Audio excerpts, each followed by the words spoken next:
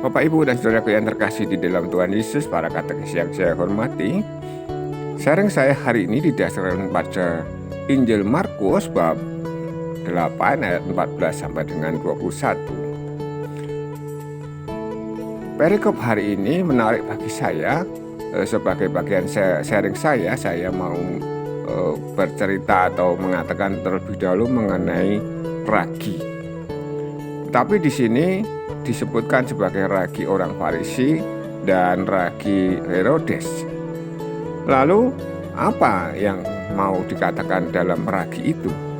Bagi orang desa, ketika kita mempunyai banyak singkong, lalu seringkali singkong itu dijemur untuk nanti sebagai persiapan ketika musim kemarau atau musim-musim paceklik, dibuat banyak hal makanan. Tetapi singkong juga bisa dibuat tape, yang ini menjadi bahan minuman yang enak. Ketika mau membuat tape, digunakanlah ragi. Ragi itu mempengaruhi singkong itu. Singkong tentu saja yang sudah dimasak, mungkin setengah matang atau mungkin matang, lalu diberi ragi, ditaburi ragi itu. Dan akhirnya singkong itu menjadi tape yang enak untuk membuat minuman. Bapak, Ibu, dan saudaraku yang terkasih di dalam Tuhan Yesus, para katekis yang saya hormati, ketika kita membaca mengenai atau hal-hal tentang orang-orang Farisi dan Herodes atau orang-orang Herodesnya, tentu saja kita lebih mengetahui tentang apa yang dilakukan mereka, apa tabiat mereka, apa kelakuan mereka, bagaimana sikap-sikap mereka. Dan itu yang mau dikatakan oleh Tuhan Yesus, yang murid-muridnya supaya waspada, supaya kalau dikatakan di sini berjaga-jagalah dan awaslah terhadap ragi orang Farisi dan ragi Herodes. Karena apa? Karena itu berpengaruh di dalam kehidupan orang-orang yang bekerja bersama Tuhan Yesus sebagai bentuk pelayanan-pelayanan, mungkin pelayanan pewartaan dan seterusnya. Mungkin raginya berupa kemunafikan, mungkin raginya berupa kekuasaan, atau raginya berupa apa saja. Tetapi ragi ini, ragi orang Farisi dan ragi Herodes itu dikatakan sebagai pengaruh yang buruk. Bapak, Ibu, dan saudaraku yang terkasih, para katekis yang saya hormati, marilah kita dengarkan apa yang dikatakan Santo Markus terhadap kita. Inilah Injil suci menurut Markus. Pada suatu hari murid-murid Yesus lupa membawa roti. Hanya sebuah saja yang ada pada mereka dalam perahu.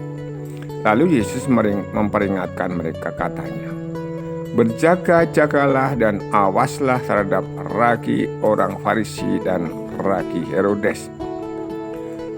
Maka mereka berpikir-pikir, dan seorang berkata kepada yang lain, "Itu dikatakannya karena kita tidak mempunyai roti."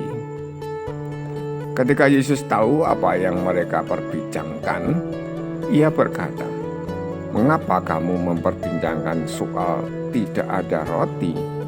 Belum jugakah kalian memahami dan mengerti? Telah degilkah hatimu?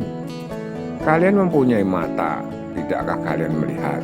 Dan kalian mempunyai telinga, tidakkah kalian mendengar?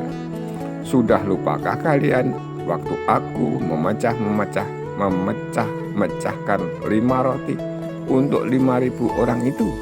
Berapa bakul penuh potongan-potongan roti kamu kumpulkan?"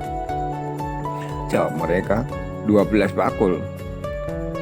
"Dan pada waktu 7 roti untuk 4.000 orang itu, berapa bakul penuh potongan-potongan roti kamu kumpulkan?" Jawab mereka, 7 bakul.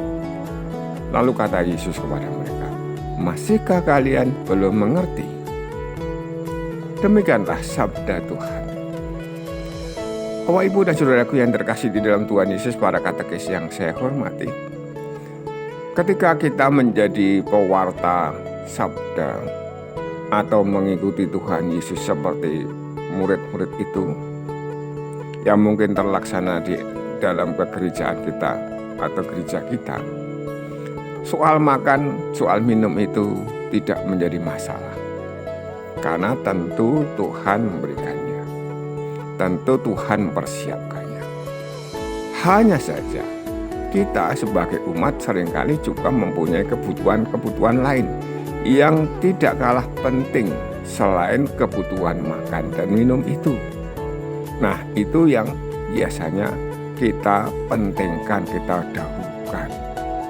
Misalnya harus bekerja untuk membayar kontrakan, bekerja untuk membayar kos-kosan, bekerja untuk membayar kuliah anak, membayar apa saja yang untuk rumah tangganya.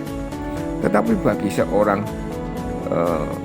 pewarta sabda seperti mereka, para murid itu yang keluar rumah untuk bekerja melayani Tuhan, soal makan dan soal minum itu tentu saja tidak perlu dipikirkan terlalu mendalam, karena Tuhan pasti menyediakan. Tuhan memberikan jalan untuk mendapatkannya. Bapak, Ibu, dan saudaraku yang terkasih di dalam Tuhan Yesus, ketika menjadi pewarta-pewarta sabda seperti itu, perlu dan harus berjaga-jaga supaya kita tidak terpengaruh orang Farisi, ragi orang Farisi dan ragi Herodes. Ketika kita menjadi pewarta sabda, tentulah harus awas terhadap ragi orang Farisi dan ragi Herodes. Namun, Bapak, Ibu, dan saudaraku yang terkasih para katekis, kita tidak semata-mata menjadi pewarta sabda. Kita hidup di masyarakat, kita masih harus bisa memilah-milahkan, bisa mana yang tidak prioritaskan, supaya kita mampu hidup bermasyarakat dengan baik, hidup untuk keluarga kita, hidup untuk gereja kita. Bapak, Ibu, dan saudaraku yang terkasih dalam Tuhan Yesus, kita tidak perlu iri dengan Romo, dengan bruder yang mereka sudah siap apa saja, karena mereka pun juga siap terhadap pelayanan mereka. Kita yang sebagai umat tentu saja tidak seperti itu. Kadang-kadang ketika harusnya melayani, kita tidak bisa karena ada kegiatan di masyarakat, kebutuhan keluarga, kerja, atau apapun.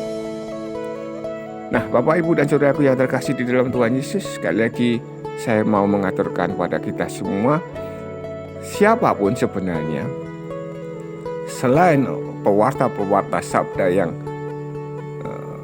istilahnya seperti para rasul itu, baik kalau selalu awas dan berjaga-jaga. Kita sebenarnya juga demikian. Jangan sampai ketika kita ada di masyarakat, kita menjadi orang-orang yang teragi oleh orang-orang Farisi dan teragi oleh Herodes. Kita menjadi munafik, kita menjadi sok suci, dan seterusnya. Kita menjadi khawatir akan kekuasaan, khawatir akan kehidupan kita, dan seterusnya. Semoga kita semakin lama semakin bisa berdekatan dengan Tuhan Yesus, meneladan Tuhan Yesus, mengalami bersama Tuhan Yesus, entah di perahu, entah di darat, entah dalam keadaan di bait Allah. Amin. Berkata